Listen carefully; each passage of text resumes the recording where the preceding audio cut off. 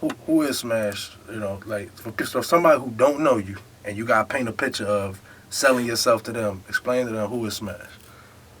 Smash is that nigga that basically always just wanted to be yourself, always wanted to stay in this lane, but he wanted to be on another level and let everybody know, like a Kanye, like a motherfucker that just been through a lot, but still want to still project the image of being yourself. There's nothing wrong with being yourself. And that's the nigga I am. You know, I'm a real street nigga. I don't promote the negativity, but at the end of the day, I came from a negative environment. So, you know, I'm just trying to switch this shit up, yo. Do something positive, get this motherfucking money. And I'm a nigga that always gonna be the same person. Every time you see me, you know what I mean? I'm gonna live and die by who I am and what I believe in. And I believe in being real. And basically, like, my music is my everything. Since I was a child, you know, my father made music. I've been doing it since I was 13. And I believe in my music like it believes in me. And I just never stopped. I always been dedicated, and I never ever stopped. I was determined to be that nigga. And now I'm that nigga, so, you know, it is what it is, baby. Describe Smash as an artist. Me as an artist, I got a authentic style that nobody can duplicate. It's just I think I mastered the art of using my voice correctly and using my personality to the fullest extent. A lot of people don't know who they are, and they don't know their creativity level. I mastered the art of bringing that out of me. You see what I'm saying? And that's where I stand out. That's why I'm the one. You see what I'm saying? Everybody looking for a new sound, and I got my own sound. And that's what I've been doing. That's how I've been running with this shit and just keeping it consistent. All right. What challenges have you faced as a new artist? Um, First of all, a lot of hate. I get so much hate, I just don't understand. I'm a good nigga. I'm a real nigga. And at the end of the day, you know, I mean, everybody gonna face the hate. You know, when you reach a certain level and a point, and you become a superstar, especially a hood superstar. So, like, you know, a lot of the challenges have been, you know, from Baltimore, the radio station. It's very difficult for any local person to even be on the radio, and you know, I hurdled that, and it's still, you know, we still pushing, we still grinding, but I am one of the elite that has been on the radio and running that bitch. Another challenge is actually having real niggas in this town support you. This town is really not a town that supports local music, but I hurdled that, and you know, I got the town on my back. And another hurdle is basically staying yourself and being who you are after achieving, you know, your goals. Because at the end of the day, you know, people love who you really are. They want to know who you really are, regardless if you're rich or you famous or anything. Like, people can still talk to me, and I can still relate to the people because they can look me in my eyes and see I'm a real person. Right. How instrumental has your family and friends been in your whole career? Um, Try to put the question in your answer when you started. Like my friends and family have been. yeah, my friends and family. I have a couple friends that support me. You know, my family really didn't understand. They come from a different background, and they really didn't understand, you know, what my goal and what I was trying to do until I hit the radio, until I started doing big things. But you know, it's different. My mother's a minister, you know, and they real heavy in church, and they used to think what I was doing was demonic until they really understood that, you know, like, I'm really the most positive, influential person in this town.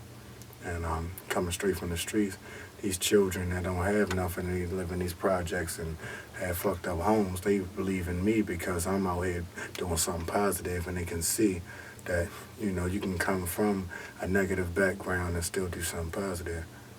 What's next for Smash? You know, what's your 5 year plan? What you plan on doing? What next for me, man, is my whole team, man. You know, shout out to Swim Black. You know what I mean? The whole Street Congress, yo. I'm just want my niggas to eat. That's my whole thing, man. I need my kids to eat. You know what I mean? I need their kids to eat. And that's the only thing I really care about at this point, man. We got eating flat out, and ain't no game, ain't nothing. Don't even talk to me if you ain't talking about money. You know, I don't know arrogance or cockiness, but at the end of the day, I work super hard to get where I'm at and where I'm going to be. If you ain't talking about money, please don't talk to me. That's disrespecting my ear. We try to eat flat out. That's what we here for. What, what's unique and makes you better or worth listening to rather than anybody else? But what makes me unique is the fact that I still care about being a lyricist. And I think that, the whole game is dumbed down. And I can dumb it down to a certain extent to give you these big records that I put out and, things that's radio friendly and people that can understand, but at the end of the day, I'm still that nigga that can put them words together and know like none other. And that's what makes me unique. I care about hip hop. I am hip hop, and I care about keeping it alive and putting breath into hip hop. There's not a lot of lyricists out here. It's not a lot of people that actually care about making good music, honestly, and being consistent. But at the end of the day, like I said, I got my own swag, my own style, my own swag, my own sound. So that's what it is. What are some of your best projects? What are some of the one of my best projects is CD that I dropped called I Am King. It really opened the eyes to a lot of people didn't understand me and know me. Most of the CD was from my heart and things I was going through at the time, and people appreciated it. They started appreciating me because I was not scared to come from my heart and tell you exactly what I'm going through and how I'm rocking out here. And I know it wasn't about stunting and the level I'm on now. And before I had the jewelry, before I had the cars, before I was doing what I was doing, it was just strictly from the heart, and people really appreciated everything that I had to say. If people, just give all your social networks, like your Smash, you can catch me on Twitter at 410 Smash, whatever. Man, for anybody that don't know me, you can catch me 410 Smash everything. My Twitter, my Instagram, Facebook, everything that you even, any social network, you can catch me at 410 Smash, man. And if you're a real nigga and you from this town, you can catch me in these streets, you already know. Southwest side still the best side. East side niggas, you already know I love you. I hold this whole town down, baby. You already know, man. Number one, I am king. And one more.